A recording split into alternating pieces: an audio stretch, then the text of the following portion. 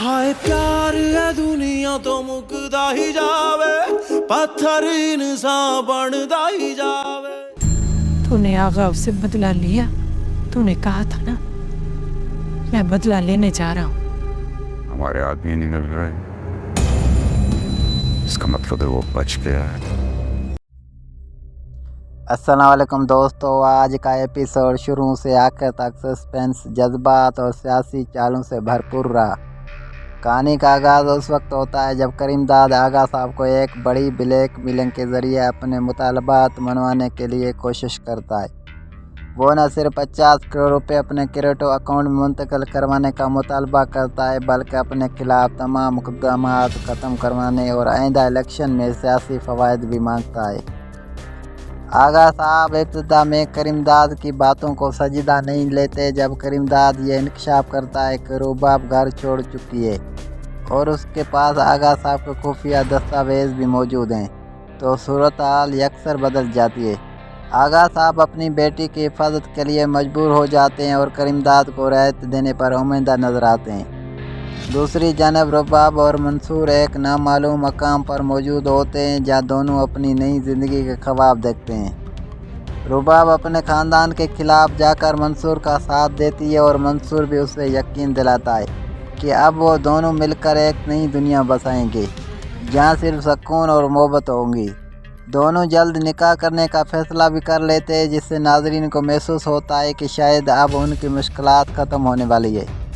लेकिन कहानी यहाँ एक और ख़तरनाक मोड़ लेती है। रुबाब को आहिस्ता आहिस्ता शक होने लगता है कि कुछ न कुछ गलत ज़रूर हो रहा है।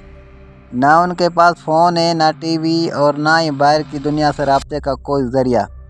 दूसरी तरफ दादी साहब के लोग मुस्तकिल उन पर नज़र रखे हुए हैं। उसके बाद वो मंज़र आता है जिसने पूरे एपिसोड का रुख बदल दिया है। रुबाब को बताया जाता है कि मंसूर उसे छोड़कर जा चुका है। उसने उसके वालिद के खुफिया मालूमात बेचकर 50 करोड़ रुपए हासिल कर लिए हैं और वो सिर्फ बदला लेने के लिए इसके करीब आया था। ये बात सुनकर रुबाब मुकम्मल तौर पर टूट जाती है और उसे यकीन नहीं आता कि जिस शख्स पर उसने सब कुछ कुर्बान कर दिया है वो उसके साथ ऐसा कर सकता है। उधर करीमदाद सियासी तौर पर मज़ीद मजबूत हो जाता है और ज़मानत पर राय हासिल कर लेता है। उसकी राय के बाद उसके हामी जश्न मनाते हैं, जबकि आगा साहब अपनी बेटी को वापस हासिल करने की कोशिश में मसरूफ़ रहते हैं।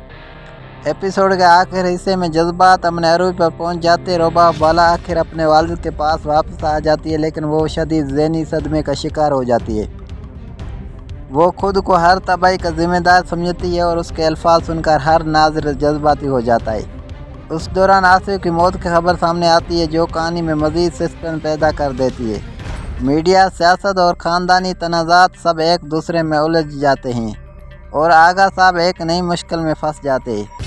मजमूई तौर पर एपिसोड शानदार रहा। उसमें मोहब्बत, धोखा, इंतकाम, सियासत और जज्बात पर हर चीज़ में मौजूद थी। ख़ास तौर पर रुबाब के मनाज़र और करीमदाद की चालाकियाँ नाज़रीन के तवज्जो का मरकज़ रही। अब सबसे बड़ा सवाल यह है कि क्या मंसूर वाकई धोखेबाज निकला? रुबाब को गुमराह किया जा रहा है? आसिफ की मौत के पीछे असल राज क्या है? और क्या आगा साहब आने वाले बुरान से खुद को बचा पाएगा? अपनी राय कमेंट ज़रूर बताएं और अगर आपको ये रिव्यू पसंद आया है तो वीडियो को लाइक, शेयर और चैनल एसन ड्रामा रिव्यू को सब्सक्राइब करना मत भूलिए। मिलते हैं अगली ज़बरदस्त वीडियो तक, तब तक के लिए अल्लाह हाफ़िज़।